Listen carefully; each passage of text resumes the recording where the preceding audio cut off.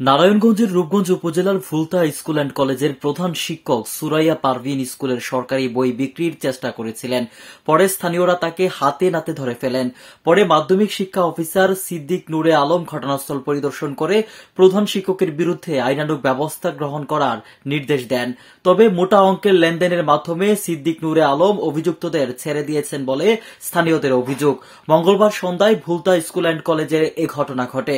এই ঘটনায় প্রধান শিক্ষকের সংশ্লিষ্টতা নিয়েও প্রশ্ন উঠেছে। শিক্ষার্থীদের অভিযোগ, তাদের বই ছিঁড়ে গেলে বা হারিয়ে গেলে নতুন বই দেওয়া হয় না।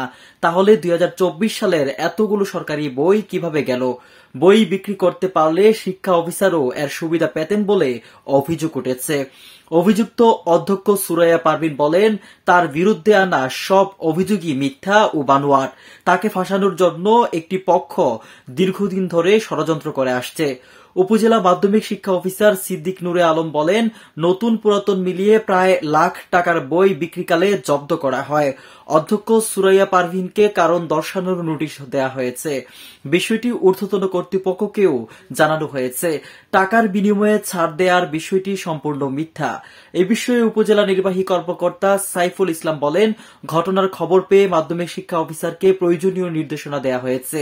3 দিনের মধ্যে তদন্ত কমিটির মাধ্যমে প্রতিবেদন শিক্ষা মন্ত্রণালয়ে পাঠিয়ে বিধি মোতাবেক ব্যবস্থা গ্রহণ করা হবে। শিক্ষা অফিসের কেউ জড়িত থাকলে তারাও আইনের আওতায় আসবে। এ ঘটনায় এলাকায় ক্ষোভ বিরাজ করছে এবং শিক্ষার্থীরা প্রতিবাদ জানিয়েছে। রূপগঞ্জ থেকে হাবিবুল্লাহ মীর, আমার বার্তা ডিজিটাল।